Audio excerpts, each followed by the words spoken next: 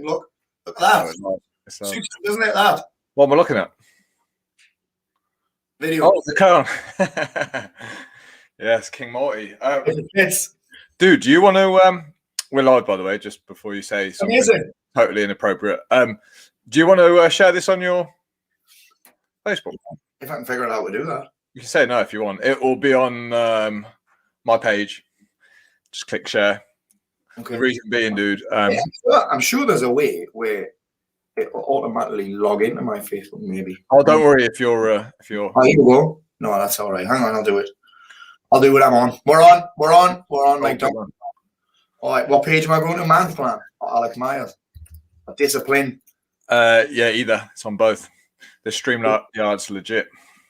There we go. It's a bomb, mate. It's a bomb. It's a bomb. It's a bomb. Dude, right.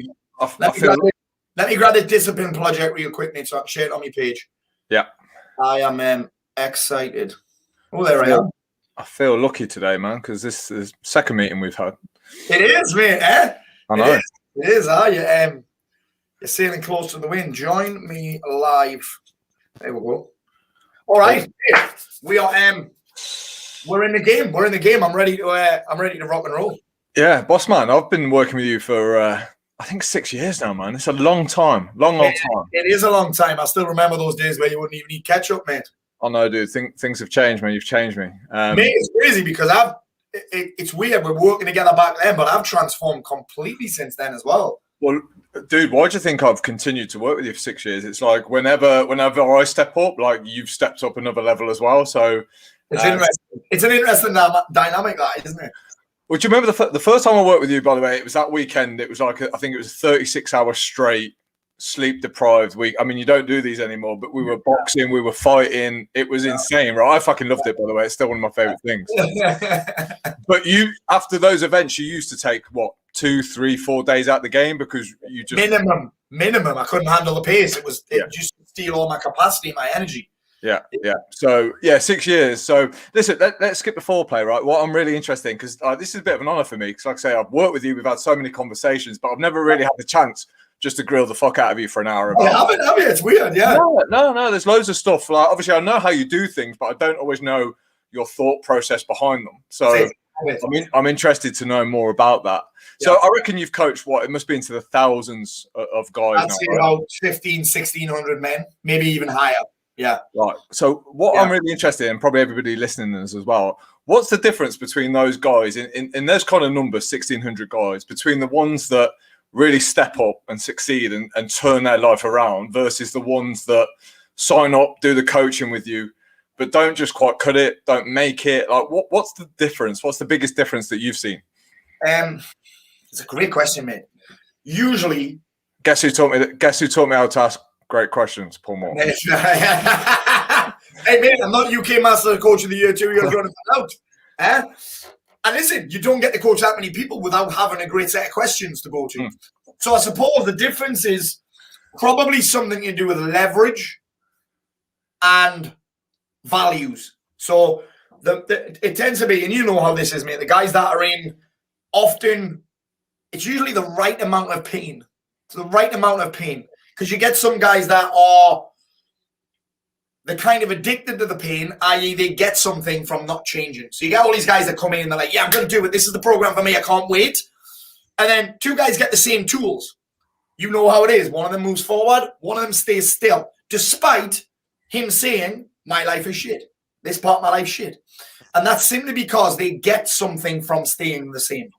Okay, they may get attention from their wife.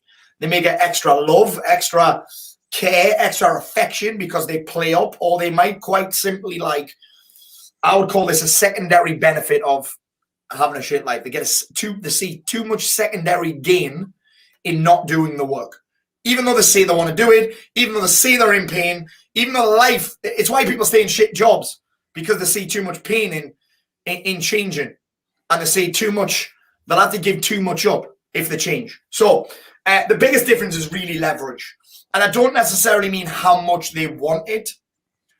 I suppose I mean what they perceive as drawbacks, negatives, and disadvantages of staying the same versus positives, advantages, and payoffs of changing. Yeah. So it's a weird mix of leverage and values, because you get guys that come in and value staying the same more than value and change. That's if I was to boil it down to one thing, it would probably be that. So you've been through your fair share of coaching as well. I know you spent a lot of money on your own game, your own self-development. I'm sure through that process, right, there's been things that have worked really well for you and things that haven't. Yeah. If there was one like turning point, so for me, it was the start of working with you. You know, I tried therapy, counselling, all sorts. It was when I met you, and that combination of action and tough love worked really well for me. What's the thing that's worked best for you? That's another great question, mate. Man, I'm on fire. Man, I've got a fucking whole list here. I mean,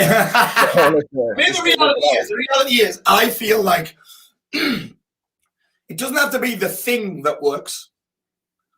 It's me that worked. Does that make sense? Kind of. You put me in any program, and if I am committed enough, it's not about the program. It's often about me being committed enough to do the work. So you give me, it's like if you put me on a training program, you give me a shit training program. It won't matter as long as I did it. Yeah. Right? You know this, mate. Me and you worked together last summer. You got me in fucking phenomenal shape. Yeah. You didn't let me training program. I did the training. You kept me accountable. You get what I'm saying? Yeah. So what worked for me? I mean, I would say that almost every program I've ever done has worked for me. From Wake Up Warrior, because it's what I needed at the time, to Byron Katie's work, which is what I needed at the time, to the masterminds that I've joined, which is what I've needed at the time. But it all boils down to that. Was it the program that worked, or was it me that worked? Or how much of it is to do with the coach? So, for example, time, right, everything. Yeah, you've got timing that comes into play. The guy who's delivering the course, where you're at. There's so many things that need to fit for coaching, isn't there? Yeah. And I think that's just as important. But who delivers? I think the style of the delivery is really important. Because, and actually, do you know what else I think is important? The amount of money you put in the game. Yeah. We were talking about this morning. If it's something lower end, like you give me a 15 quid ebook, I'm not going to do anything with it. Even an audiobook. Listen, I have put together a world-class audiobook, right? But I know that 99% of the people that listen to it, read it, whatever you want to put it, I love that crown name. It fits me. I mean, it's a bit too big for it, though. I wish it was on my side. But you put me in it, you give me a book that's world-class. It's got loads of great content in it. That's life-changing. But most people won't do anything with it simply because of the price point. So I think that a lot of stuff comes into play in terms of what programs have worked for me. And I think that one thing that probably comes into play is kind of taking your time with making the decision a little bit. Like, I think you get a lot of people who just dick hop. They jump from one program to the next, and then the next, and then the next. And then all the while they realize that the problem isn't the program, it's them. Yeah, I bet you find this on social media as well, where you have the same people liking stuff for a short period of time, and then they'll move on to somebody else's content, and then somebody else's, and they take it, but they don't really absorb and do something with it. I think it's trendy now, isn't it, to jump from really popular. Dick hopping, hopping. Yeah, well, when I've looked, I've been working with you and Jeff Thompson now, between the two of you guys, since I was 20, and it's really worked. It's really worked well for me. I love that because, and this has been my pattern, because I used to do the dick hopping as well, by the way. My pattern for probably the last year where I've seen the biggest growth in my life across the board in terms of my awareness, my consciousness, my fitness, my health, my consistency across the board, my business, my leadership skills, like the I think Matt wanted to go join in there. One of the biggest changes I've seen was that I decided that, you know what? I'm not going to keep jumping around. I'm going to choose one coach that's going to help me in each area, and I'm going to stick with that for like the year. That's me. I mean, I'm all in on this one area.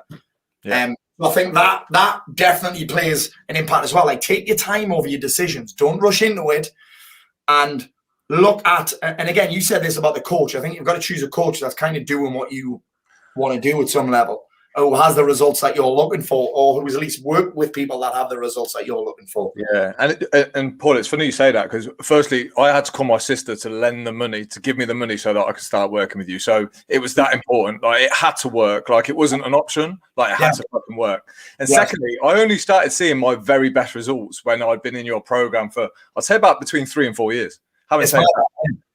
Yeah, it's mad, isn't it? It's mad. And I think that often it depends on what you're going into a program for, because I think some programs, we join them because we want the information. Sometimes we're like, can I get the information? But that doesn't always equal transformation. Yeah. So I think for a program to work, it has to have a lot of different things. I have to have the right amount of leverage. I have to be doing something that I value. It has to be a combination of, maybe I want the information. Do I want the transformation? Is it the person delivering it? Is it the timing? Is it the amount of money that I put in? So there's actually, if you think about that, that's quite a lot of things that need to be right for a program to work. Well, it's like a book as well, isn't it? Like you can read the same book twice, but you read it one time in your life, and it's it's nothing. I read Jeff Thompson's Warrior 3 times now, and I can't even remember reading it the first time. I can't remember any of it. It's crazy, and I definitely completed it. I definitely clocked it, but it's mad how that happens. And I think there are a lot of factors come into play when joining a program, hiring a coach, to making it work. But I think ultimately it comes down to our willingness to do the work. Yeah, absolutely. And here's a question I probably think you haven't been asked before. And this is, when you start something and you grow a business, and you start to churn over a lot of great results, a lot of great testimonials, and there's a lot of guys stepping forward saying, "Look, I've been working with Paul, and I'm doing great." Do you not find that some guys then come into the program expecting that they're going to do really well because everybody else is, and they don't work as hard? I always find when I grow my coaching programs, the more success I get, I also on the back end have more failure rates because people think it's easy. Oh, of course. And I think that it's because that thing that happens at the start of any change, which is what we call uninformed optimism. Yeah. Optimistic that this is going to be the program for us. We're optimistic that this is the time that I set a goal and I'm going to hit it, but we're uninformed. Yeah. We're uninformed about the work required. Yeah. We're uninformed about what's expected. We're uninformed about how we're going to respond to obstacles and challenges during the time. So we can go from uninformed optimism to informed pessimism in a matter of hours. And often you've got to think about this. As we grow something, of course, there's going to be some skew. And I remember this time last year, actually, I was working with Dr. John DeMartini over in Dublin. And he said to me, "Paul, as long as you're addicted to praise, you're going to attract more criticism." And that's the same with results. If you attract guys that are getting results, you're going to attract guys that don't. Yeah. If you're not attracting that, then you're not growing big enough. How much info do you give somebody then at the start before they join that transformation's tough, right? Transformation's hard. In fact, it's really fucking hard. Yeah. So how much info do you give somebody? Because look, we don't want to just spell out how difficult it is, even though we know what's coming up. But like the first 3 years with you were really rough for me, man. Really rough. I didn't realize how much I had to do. Yep. And like I say, I only really started to see the benefits after 3 years. It was just because of my stubbornness. And I think your growth as well. If you'd have stayed the same, Paul, I think I'd have left after a year or two. Because I kept seeing your changes. I was like, you're doing something. There's something you're doing. You know what's mad as well, Alex? Some people decide to leave because they see my changes because they can't keep up. And here's another thing I've noticed. Some people won't give their coach praise. They're nervous to give praise in case other people start watching what they do. Yeah, it's like a dirty little secret. Yeah. Whereas I think it's always good to be vocal about the people who've helped you in your life. Like I always refer to somebody who's done for me. Dude, it's huge because that's how you build relationships. You don't build a real relationship with someone who you keep a secret. Do you know what I mean? It's like me getting married on the sly to Leslie, not telling anybody that I'm married. It's like a secret love child. Yeah, it's like a secret love child. So I've totally lost track of the question because that question just popped up. Let's answer that one. Do you like the man, Mr. Tony? I do like Tony Robbins. What I'm not a massive fan of, and this is why I don't go to many of the events, it's just that whole fanboy thing that goes on. Rub noses, sing fucking I Believe I Can Fly. Yeah, I personally do like Tony Robbins, yeah. Who have you been your main players there? Who's been your biggest influences over the years? Garrett White was the guy that woke me up. And Byron Katie was the lady that transformed my thoughts, particularly around people. Yeah. Debbie Ford or the Debbie Ford Institute helped me realize that actually I'm not a bad person. Sometimes I just do shit things. Yeah. That taught me how to accept all of myself, even the bad traits, which is why that's what loving yourself is accepting all of you. Paul, Let's talk about that. Let's talk about that. Let's talk about some pain. Let's because you know I love a bit of fucking pain. Dude, when you fuck things up, and let's face it, when you fuck up, like it affects your family, right? Your wife, your kids. Yep. How do you deal with the guilt of that? Like, let's say 3 years has passed, and you know you put your family through the mill. Like, how do you get past that point? How do you accept that you did that and you're not a bad person for it? It's just you did some dumb shit and things didn't work out. Like, where do you even start with getting over that? Well,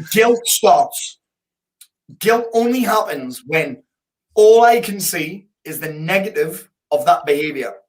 And I think it's been negative for everybody. Okay.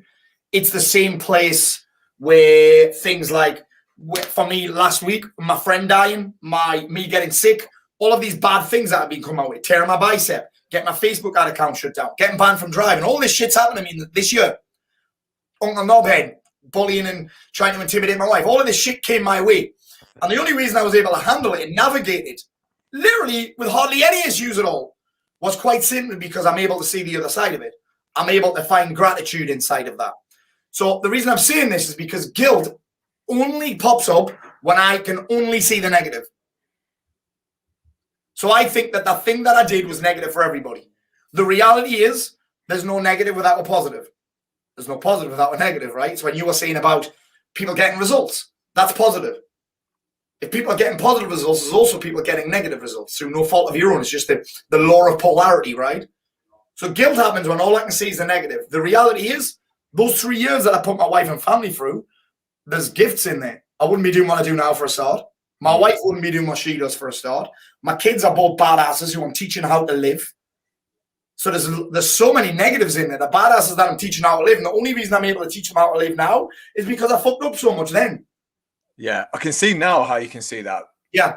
I guess when you were on that cliff top, right, thinking about ending your own life, that's what happened. You couldn't see anything good in that situation.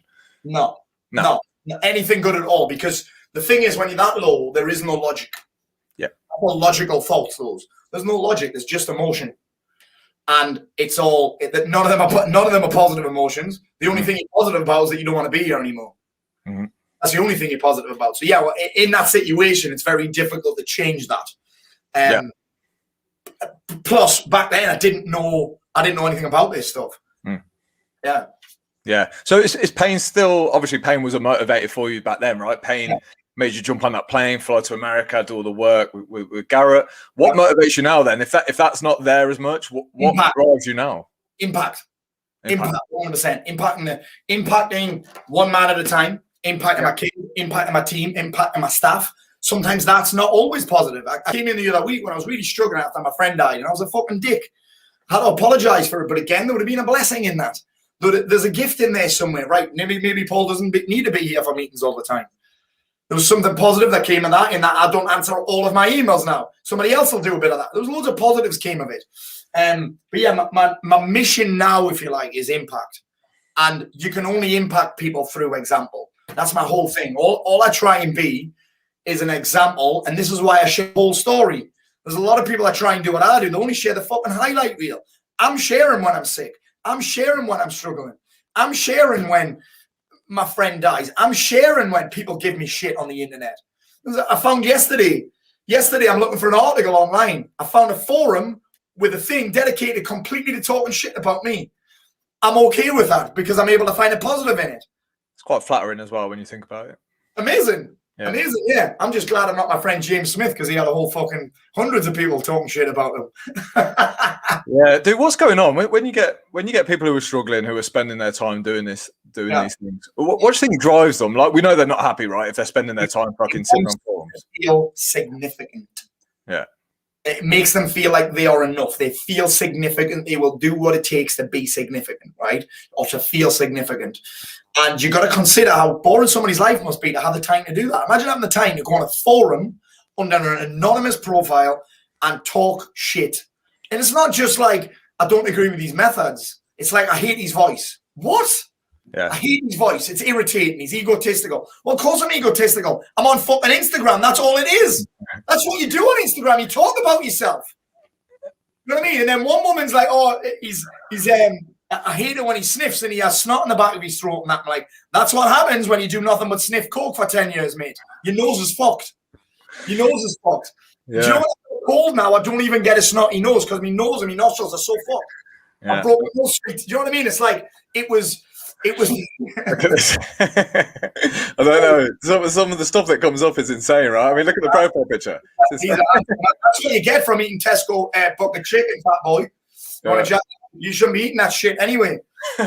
Here's what he fucking dog food, mate. Anyway, they say, so what's going on in their mind is they just want to feel significant. They've got nothing else better to do. So the purpose for the day is, let's see if anybody else feels the same way as me about Paul Mort. Yeah. I mean, that's I'm okay with that.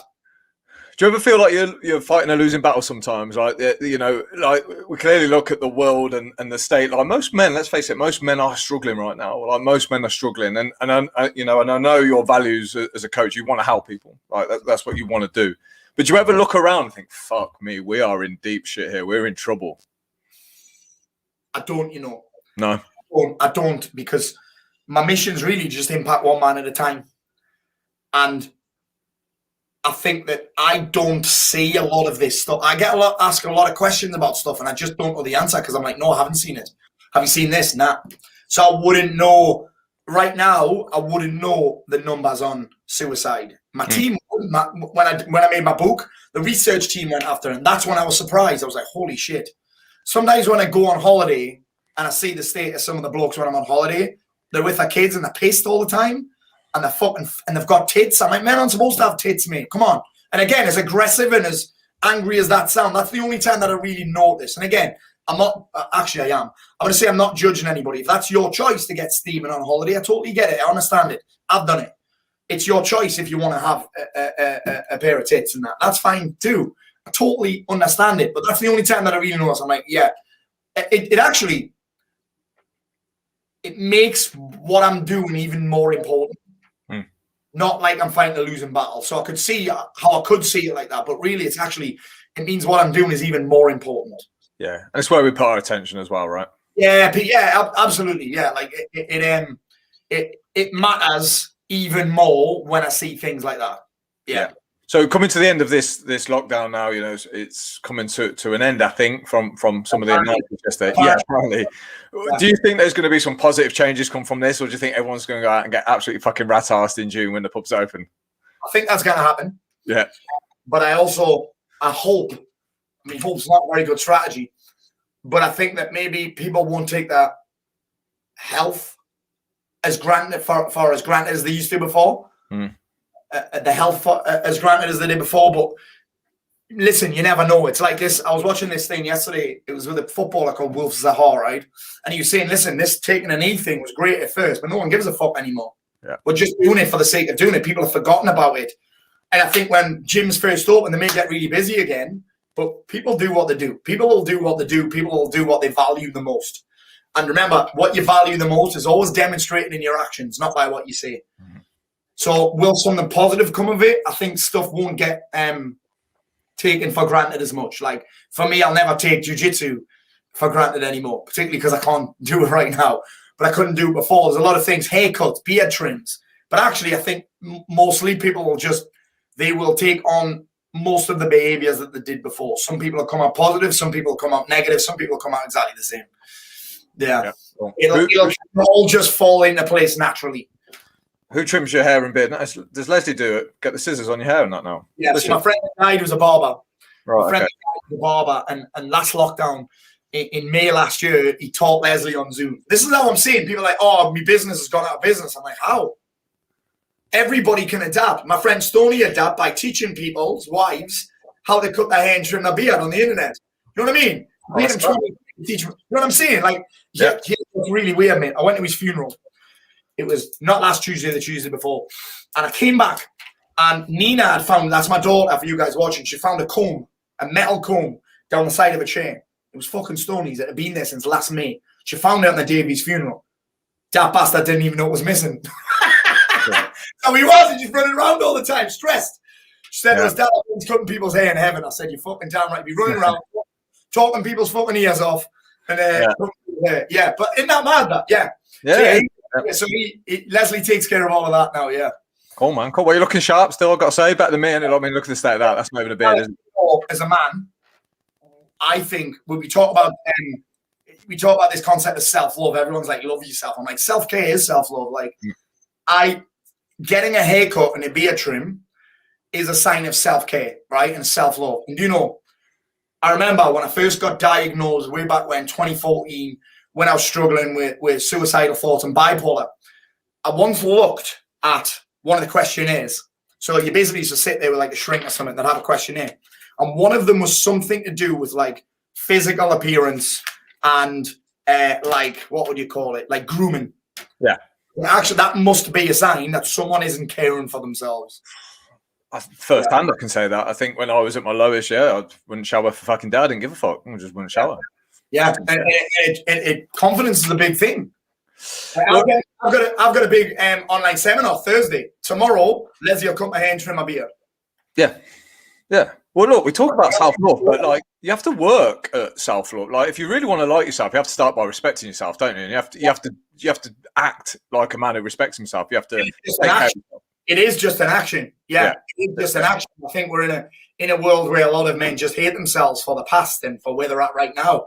There's only one way to really change that, and that's action, really. Yeah. And you got to think about this. A lot of men will, well, why the fuck would I do that? I just need to man up. Well, not really, do you? The thing is, we're all, if you're a man with kids and you're married, right, you love these people. And if you want to give love, you can't give from an empty fucking cup. You can't give from an empty vessel, right? So I'm like, this is one of the things that I like to do. If I want to impact people, they're not going to listen to me. They're not going to pay attention to me if I'm not a fucking lighthouse. Do you know what I'm saying? Like, I can't be teaching my kids to eat healthy. I can't be saying to my kids, you need exercise when I'm not willing to do it. I can't be saying to my kids, don't speak to your mum like that when I'm speaking to her like that. I can't say to them, put your fucking iPad down when I'm like that with my phone. So it's the same with love. Like, I can't give love if I am empty of it. Yeah, it makes total sense. Boss, I've got a question. Got a good question. If you could improve your discipline in any area right now, if there's one area of your life that needs more of your discipline, what is it? What do you think? Nutrition. Nutrition. Yeah, nutrition. Yeah. What do you find so hard about it? What's the challenge? Not enough pain. Yeah. Okay. We've talked about that before. I think that I don't really have a goal right now. I feel like I'm waiting for this whole thing to get better because it's don't know if you can see that. Can you see where it's fucked? You're just showing your bicep off. Watch this. Watch it. On top. Can you see that? Yeah, I can see it. Yeah. There's supposed to be a muscle between there and there. There's not one there. Yeah. So that's kind of getting in the way. Although yesterday I did feel a little bit of tinge of excitement when it was like, right, you can go on holiday again. Yeah. Because I'm like, oh shit, we better do something. Yeah. I think that's always my number one area of discipline because it's easier not to be disciplined there, right? Yeah, absolutely. So when you're coaching a guy then that like isn't in pain, let's just say they've been working with you for a year and they come out of pain, right? And traditionally, this is where I see guys sometimes falling back into old habits because the reason of change, the pain isn't there anymore. What do you advise for these guys then that are sat in the middle place where they're not in pain, but things still could be a lot better? Like where do they go from there? How do they change their mindset? How do they approach goal setting when they're neither in pain nor pleasure? I think it's got to be about activating one of those two again, activating them with great questions. So can I activate pain? Can I activate pleasure? And that is going to be essentially about building out another mission, another outcome, and then adding in the pain or the pleasure around that. So for example, next Friday, I'm doing the Goggins thing, by the way. I don't know if I've told you about this. No, go on. 4 miles every 4 hours for 48 hours. Oh, right. You're doing that? Fucking hell. Have you even trained for it? No. You always do this, man. Yeah, not at all. It's one of the hardest things you haven't trained. So fuck. It's next Friday, so they've organised it for my friend that died. It's for him. I would only do it for him. You're not promoting it for anybody else died. That includes all of my friends watching. I wouldn't do it for you. So this is what you're saying, right? Like you need a strong reason, don't you? I need a strong reason. So I wouldn't do it for fun. I wouldn't do it to test myself, but. Also, I should tell you that I'm doing it with 20 kilos in a backpack as well. No, dude, that's a stupid idea. It is. It is. For anyone listening who doesn't know, it's 48 hours, and every 4 hours you run 4 miles. So through the night you don't sleep much. Also, I don't run because I had a bucket handle tear of my meniscus about 3 years ago. So I don't run. The furthest I run is a mile when I do the mile run test. So you'll just charge it around. Fuck it, I'm doing it. Yeah. And so if I knew about it sooner, I would have probably trained. Now I'll probably get one run in or something. There's no point in doing more. If I'm not fit enough to do it now, I'm not fit enough. Yeah. So what I'm saying around that is it's a challenge that I have to train for. So I'm almost creating pain rather than, I think the problem a lot of the time is a lot of the guys, it's like when we talk about seeking out challenge, right? If we don't seek out challenge that inspires us, we attract challenge that doesn't. Most of the guys that I start with, most of the guys and the guys that you start with, they've attracted the challenge. I attracted the challenge of being out of shape. We started it last April or something last year. April or May we started, I think. And I'd attracted that challenge because I hadn't been tight in my nutrition.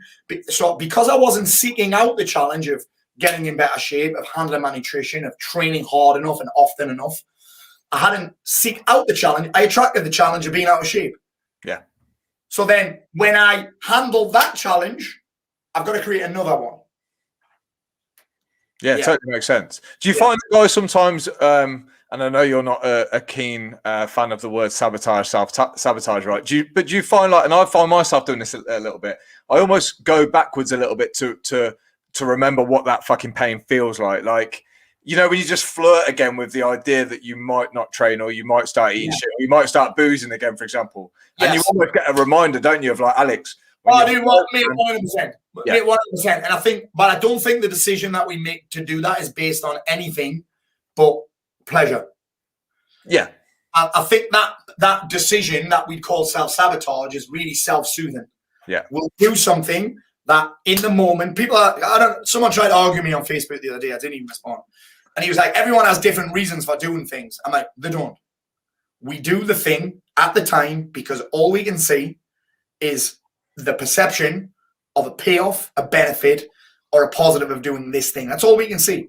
Yep. We may be able to see a few negatives because clearly we know that when we drink, we're going to feel like shit the next day. We're going to get fat, right? We're going to spend loads of money. We're probably going to end up calling a dealer, and we're probably going to end up acting like a prick, right? However, in that moment of having that pint, that goes to the back of the mind because all we can think about is the pleasure of the pint, the pleasure of opening the can, the pleasure of racking up a line, whatever that is, right? That's all we can see. So all of those decisions are based on pleasure. Yeah. So actually, mate, we'll talk about pain there. If we think about this, the decision's based on pleasure, but often that decision there is based on getting out of pain. I mean, why would you need to get pissed unless it's to get out of pain? No, absolutely. And I had this conversation with Arjuna because I was saying, Arjuna, I don't know how to use anything other than pain to fuel me. Like even now I use the pain of, I could go back, or I used to feel like this. So what do you recommend, or how would you coach a guy who was trying to use pleasure more to motivate than pain? Or I think you think about this actually, Al, right? Both of those are based on perception. Go on, explain more. Both of them are based on perception. So your perception of pain might be my perception of pleasure. You know what I'm saying? A little bit. So for example, I'd be motivated by different things on every day. This is why we've got to be clear on the payoffs, the benefits, and the advantages and the positives, as well as the negatives, the drawbacks, the disadvantages, and So one day I might be motivated by the fact, I don't want to be fat. That's a pain-based decision. I'm not getting fat, which that's actually my goal right now, is to not get fat. Yeah. Because I don't really do any of that, especially now that I've been sick, and especially now that I'm doing this thing fucking next Friday. Yeah. Madness. So I'm just committed to not getting fat. However, tomorrow I want the pleasure of my body being the same as it is now. So it's all a perception. My perceptions will change all of the time. So it's all a perception. People might think next week is going to be it's going to be painful, but actually it might be a pleasurable experience for me because I'm getting to do this for my friend. I might not have been asked. Someone might not have asked me to do it. That might be more painful than being asked. So I could change that perception like that. Get what I'm saying? Yeah, I do. Yeah. Do you think the only way, like, you know, me and you could talk all day It's about always pain, right? But not most of us. When I'm fat, I'm not really in physical pain. Really, not that much physical pain, right? So it's a perception of pain. And I've got the pain of being fat. For some people, they don't give a fuck. They're actually okay being fat. They prefer the pleasure of eating what they want to the pain of being fat. So they don't actually see this pain of being fat as a pain at all. They're all right with it.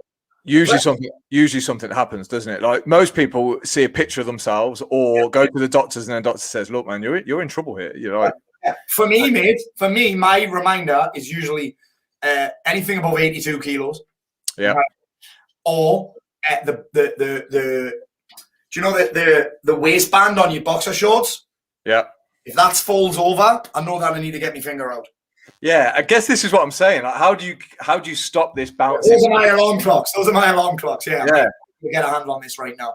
Yeah. My biggest challenge right now is that I'm just in between goals. I'm waiting for this to get better. I've got this. That's my biggest challenge with this whole thing right now. I'm kind of I feel like I'm stuck in an in-between place. I'm not fully committed to. The only thing I'm fully committed to is just not getting fat. Yeah. Which is not really a powerful driver, which is probably why I can't get really disciplined around my food. Yeah, but I guess other things take priorities at some point in life, right? Where business comes first sometimes, and me getting into the physique of my life can wait. Yeah, absolutely. And the thing is, I know how to get in great shape.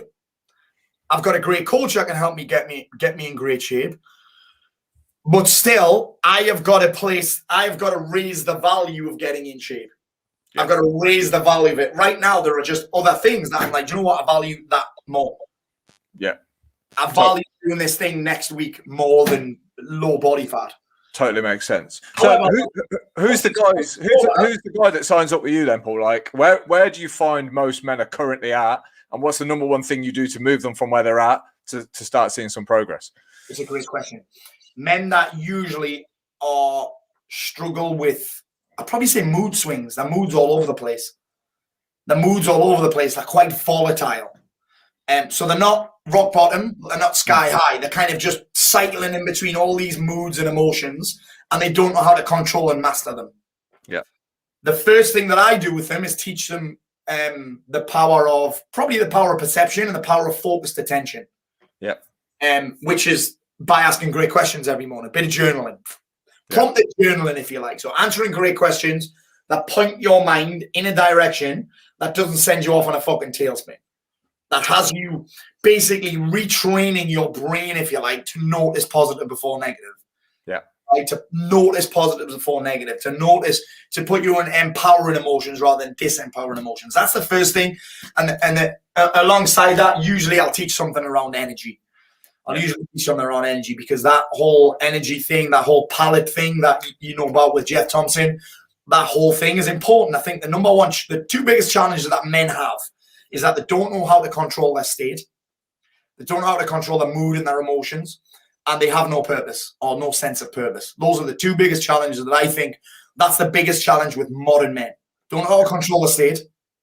Usually blame someone or something else for the way that they feel. And two, they have no sense of purpose. They have no missions. They have no targets. They have no goals. They just wander through life from one drama to the fucking next. Yeah. Hey, what did you think to obviously I was lucky enough to be at the podcast that you did with Jeff. That was some experience, man. I mean, that guy's next level. What did you think to how deep he goes with his spirituality and his methods? Well, he made me cry. I was ready to hear quite a lot of that stuff. Me 6 months ago probably wouldn't even ask Jeff to come on the podcast. Yeah. Because it was beyond my level of awareness, my level of consciousness, what I was ready to hear. I wasn't ready to hear it way back then. I was still a hustler and a grinder and an achiever and a fucking let's go and a resilience and a fucking how much can you suffer guy. I still love a bit of that. Or we'll be doing this fucking stupid run next week. I still love a little bit of that to see what I'm capable of. But at the same time, I'm also ready for this next level of consciousness, which is what he talks about quite a lot. So yeah, it was quite an emotional thing for me. He lost me a couple of times. Because I'm not going to go from 1 to 10, but it took from 1 to 5, definitely. Yeah.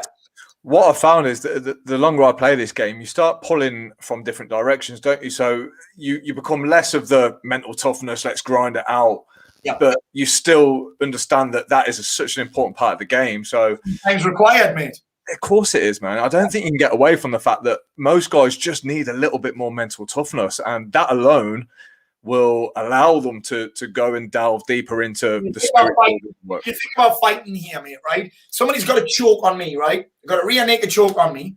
It's all right knowing the escape. It's all right knowing the escape and being really good at the technique to get out of the choke, but it's still going to require some mental toughness because it's not going to go smoothly getting out of that choke. I'm still going to I may be able to get the arm from under my chin or on my fucking face. Sometimes that's worse. So I still got to grind that out. I'm not going to get out of a rear naked. I still got to grind it out while I make me way to here. I've still got to have some mental toughness. Yeah, absolutely, man. Do you think we've lost the initiation kind of phase for men now, where they don't really ever develop into men? They, it's easy to stay as a child now. Some people still, are living. Some of the shit that happens inside of Unstartable. There are, and I wouldn't even say just men. I'd say women too. Teenagers trapped in fucking adults' bodies. Yeah. I'm telling you, still the guy who doesn't get his fucking ice cream, so he stamps his feet. Yeah. Still, I see it every day. And this is what, listen, the guys will send me messages on my Facebook page at 3 o'clock in the morning and then lose their shit when I don't reply. What? Hey, we're living it. There's a lot of entitlement in the world right now. They think that they're entitled for me to reply to every message they send me. We're not entitled to fuck all. No one owes us anything. But that's it. It's a big pandemic, that. It is. How do we change it then? How do we help men almost go or help young lads, boys, go through the initiation phase of I think just demonstration is the only way we can do it. Yeah. Demonstration, example, lighthouse. Anything else is exhausting. And this is, I think, one of the challenges with a lot of these mental health charities right now is that there's nobody really seems to be running them that's like, yeah, I want to be like that. I want to do that. I want to be like that. It's like let's just talk. I'm like, listen, that's just the fucking start, mate. That's just the start. If you can talk to me as much as you want, but if you then go back to doing what you did before, it doesn't fucking matter how many conversations we have, mate. You know what I'm saying? I think that's what, when I was depressed at 28, I think what hurt the most was I felt like a little boy. Yeah. I felt like a powerless little boy, scared of everything, scared to do anything, scared of my actions, scared of the consequence, scared to step up. Yeah. And was quite. I totally get it. I felt like a boy, but I was the boy that was crying out for attention, so I used to go running off. On the edge of a cliff, which is clearly a cry for help and attention. Not every time, but it was in my case. I can only speak from my experience. When I used to go disappearing on 3-day benders and turn my phone off and that, I didn't really not want to talk to my wife. I just wanted attention from her. I just wanted sympathy. I wanted all that fucking the shit that goes with it because I didn't know how else to get it. Storming off in huffs like a fucking teenager because I didn't know how else to get what I wanted. I didn't know. So I'd act like a teenager. And Leslie would say that sometimes I still do. Yeah, I think all men do. But something I've took into my program, Discipline X, that I really learned well from you was just the importance of showing up at the start. And I mean daily, not showing up when things are going well, but showing up when things don't fucking go well. How important is that, man? Well, I think that consistency is king. Consistency is king. As boring as it is, like you think about this, like people. If you look at my profile, for example, my social media, my Instagram, my Facebook, podcast, it works because it's consistent. Yeah. Not because it's necessarily better than anybody else's, but I show up day after day. Here's the truth. Here's a real life example from this. Mac has been, and I use this all the time, or producer Mac, has been doing jiu-jitsu the same amount of time as me, but he's much better than me. Shouldn't be the case. It's not just because I'm 40 and he's 23, by the way, although that does factor into it. But he's much better than me. And that's because he may have been doing it for the same amount of time as me, but when I was showing up to 2 sessions a week, he was showing up to 7 and 8, 2 classes a day. Yeah. So he got better faster. And then guess what? When lockdown happened last time, guess who I trained with 6 days a week? Mac. Guess what happened? I went from a 2-stripe white belt to a fucking blue belt in about fucking 4 months. Yeah. Because I stopped showing up twice a week. I stopped sparring when I felt like it, and I sparred every fucking day. I haven't done a drill for about a year. I'm not even kidding. I've done 1 drill in about a year. I think people get confused about consistency, though. I think when you say the word consistency, do you know what I think most people think? I think they think that if they miss 1 day, they're inconsistent. Yeah, that's perfection. Yeah, and it's like, well, hold on. Before you think about getting consistent, just don't fucking quit. Yeah, and most people don't even know what they don't know what the benchmark is, and they don't know what the standard for consistency is.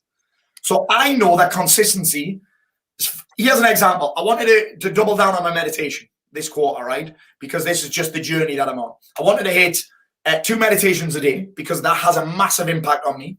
Going from 1 to 2, massive impact. Like for an extra 15 minutes is life changing. So, but I didn't set myself the target of 180 in 90 days because I'm like, what I will do is, or what I've seen happen is, right, well, I can't hit 180 now. There's no point. Or, do you know what, fuck it, I'll catch up later. And then you never catch up, and then before you know it, it's gone. It's just drifted and fizzled out. So I said to myself, I'm going to do 150 in 90 days. I'll probably beat that. In fact, I think I'm about 9 or 10 meditations ahead of where I should be. But that's because I know that I might fuck up. I've got to travel next week for work. I've got to go Bournemouth and London next week for work. That's before I do this fucking stupid run thing. So I know that I'm going to miss some. So I thought, fuck it, I'm going to get ahead of the game now. So yeah, I know what consistency looks like. So therefore, I have a standard that is attainable. Still a bit of a stretch. Yeah. But I know that if I fuck up once, that doesn't mean that I failed. No, let's face it, you only have to be consistent, 80, 90% of the time? You're going to do better than what you're doing from being consistent 0% of the time. But when you think about it, everybody's consistent. Everybody's consistent at something, whether it's something that serves you or not. Yeah, I was talking about this yesterday. One thing I hear a lot is, Paul, it's a bit repetitive, all this stuff. Yeah. Journaling's repetitive. Meditation's a bit repetitive, isn't it? Like, yeah, guess what? It's all down to every result you've got in your life is down to your repetitive behaviors. Yeah. You're fat because you repeatedly eat shit. Mm. And I'm even going to go as far as saying this. People won't like this. Your current mental health is down to what you've repeatedly thought and the way you've repeatedly treated your body and your mind. Simple, right? Your habits. Now, because you didn't get, again, we don't get depressed by accident. We don't catch it. We don't get anxious by accident. All of that happens as a result of our repetitive behaviors, whether that's the way we act, the way we think, the way that we speak, what we repeatedly watch, what we repeatedly listen to, what we repeatedly eat, what we repeatedly smoke, what we repeatedly sniff. It doesn't happen by accident, that. Your relationship that you're in right now or not in is down to your repetitive behaviors. Your body is down to your repetitive behaviors. Your business, your career, your finances, it's down to your repetitive behaviors. Another name for that is your habits. Yeah. So it is repetitive because transformation isn't that sexy. The end result is, but sometimes the process isn't. Here's the thing. If I did 6 sessions in a week, I got destroyed and fucking annihilated and butchered in my own garage for 5.99 of those 6 sessions. Yeah. The only time I didn't, the 0.1% of the time that I didn't was when Matt was letting me win. Yeah. Well, I did a training last week for the guys because you will have heard this phrase all the time. I feel like I'm going through the motions. And I'm like, yeah, you are. And they're good motions because if you're not going through these motions, the reason you started with me was because you were going through the motions and you were stuck. Something else.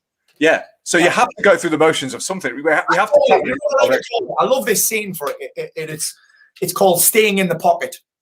You know, in boxing, they talk about staying in the pocket. Yeah. You can get some shots off, right? Yeah. Stay in the pocket. I love that saying when it comes to just doing these repetitive behaviors. I'm just in the pocket right now.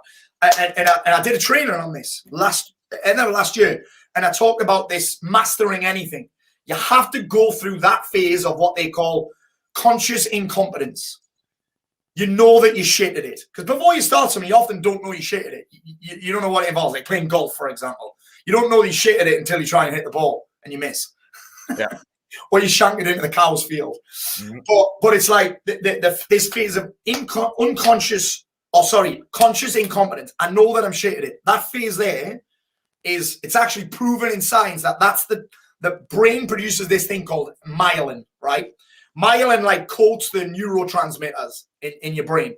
And that's what basically locks down a skill. Because these are all skills, right? Discipline is a skill. Mm.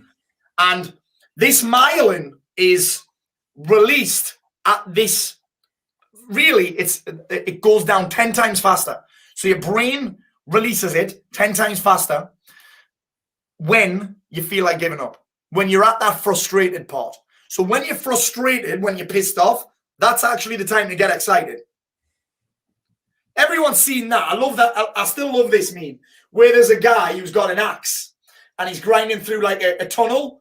And then he turns away and he's about that far away from finding the diamonds in the tunnel. Have you seen that before? It's really cool. Yeah, it's good knowledge. It's really cool, and that's the case with this. Sometimes you just got to keep going. It helps, by the way, and this is one thing I want to throw in. It helps if you're not trying to force yourself to do something you hate all the time. Part of the big reason why I was able to get in such great shape last year is because I did jiu-jitsu. I could have tried to force myself to do shit that I hate all the time. Sometimes I did. I was having to do kettlebell fucking workouts and push-ups and that. I'm not a massive fan of all of that. But the fact that I was able to train jiu-jitsu made it much easier to get in shape because I never don't feel like showing up to do jiu-jitsu. So that will make it a whole lot easier if I place a high value on the thing that I'm having to be consistent with. It's easy to be consistent because we're naturally disciplined in some things. It's easy if you choose something that you're naturally motivated about in terms of not just the result, but in terms of the process, right? Easy. Absolutely, man. I think a lot of boredom comes from false expectations. I think people think they're going to feel amazing all the time, and then they do the same. They do the good habit work, and it doesn't quite live up to their expectations. Because we still, even if you have those good habits in place, you still feel like fucking shit sometimes, man. Like you still feel like shit, and I think that's where people think, "Oh, it's not working." Yes, mate. I had a conversation last week. Someone said to me, "Oh, Paul, listen, I didn't fill in the journal this week, and I had a great week." That means I don't need to use the journal, mate. No, you had a great week because of your previous fucking 6 weeks of filling in the journal, mate. Didn't have a great week this week because you didn't fill in the journal. The day that you eat the fruit is not the day that you plant the seed, or the day you plant the seed is not the day you eat the fruit. So, for example, we've had a record-breaking fortnight inside of my business. I have done no work because I've been sick, because I had the bereavement, and I was really sick last week. Didn't do anything. I feel like I haven't done anything for 2 weeks. A record-breaking 2 weeks. Like, dude, big cheese, right? But that's not because I didn't do anything for 2 weeks. It would be easy for me to say, oh, I haven't done anything for 2 weeks. I may as well keep that going. I'm getting results. Those results came from the weeks, the months, and the years previously. Does that make sense? Of course it does. It's like not going to the gym for 1 week and saying, yeah, I feel great, so I'm never going to go again. We call that, I like to call that a lag indicator. A lag indicator is basically what happens as a result of the actions that I've taken. The lead indicator is, am I doing the work? Yes or no? But there's a bit of freshness. If you've been doing the same routine for a while, even if it serves you and you do something else that even if it doesn't serve you, it's going to feel good because it's fucking new. It's different. Yeah. Oh, I haven't journaled today. Great. It's exciting. Yeah. It's rebellious. Do you know what I mean? It's quite tasty. But we all know that, like, the reason people start with you on the bus. Yeah. It's like watching porn and having a wank when you're married feels great. It's took 50 minutes for you to say something about porn. So I'm quite happy with that. I was thinking, hey, nothing offensive. Well, that offensive. Watching porn's great the first few times. It might be great every time, but until your wife finds out that you're fucking wanking off instead of humping her. Yeah. I haven't watched porn for about 5 years now. Have you not? No. Jeez, well fucking played, mate. Dude, it was tough. It was tough to give up, man. It was really hard to give up. Yeah, I've got a couple ones. Well, if you can't stop watching porn, that means you're addicted to it. I'm like, fuck you, I'm not addicted. Watch this. Yeah. I said that. Then Leslie hated it. Leslie did hate it. Dude. Leslie hated it because I was like a walking hard on. I'm aware you've got another stream you have to do after this, right? I'm just hoping he gives me a crown that fits.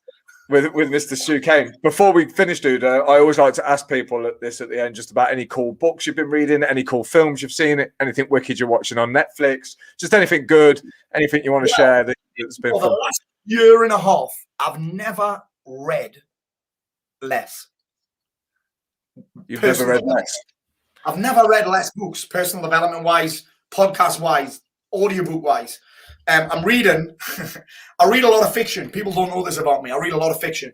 And one book I'm reading at the minute, it's called The Kings of the Wild. It's fucking amazing.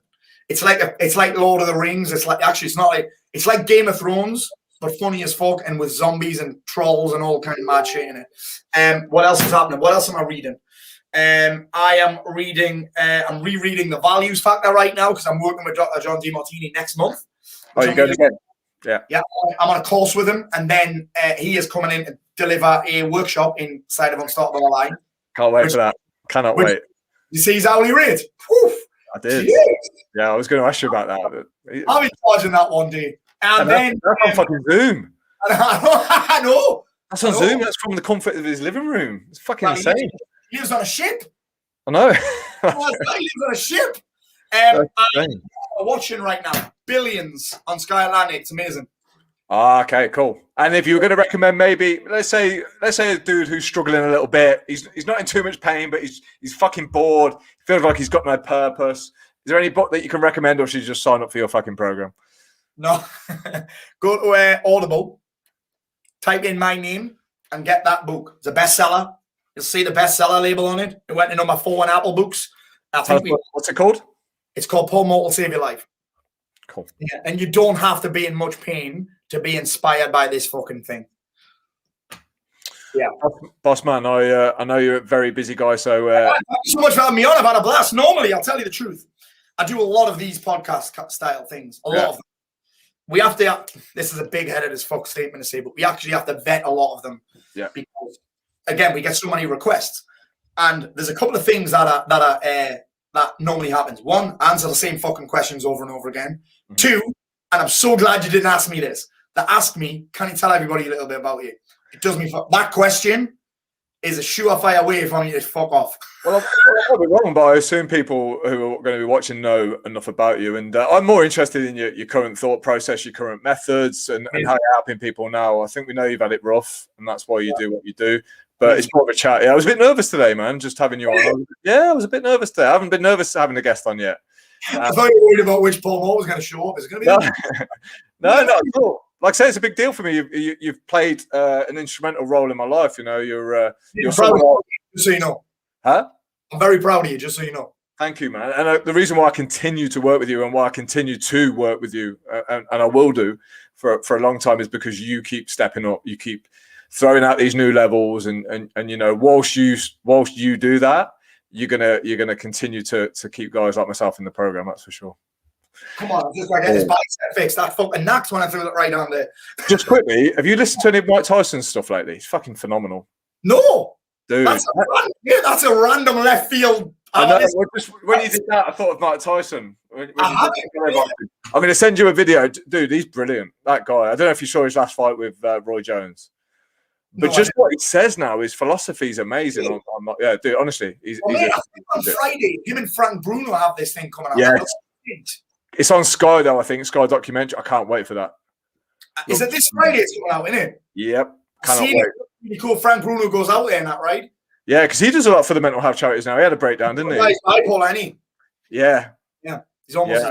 Dude, I'd love you to start working with somebody like that. Like, you know, somebody in the limelight that you could really do some great work with that could get you out there even more. There's so many people who I say to Leslie, I'm like, Leslie, he needs my help. Yeah. He needs my help. He needs my help. He needs my help. It's just maybe I'm not a big enough name myself yet.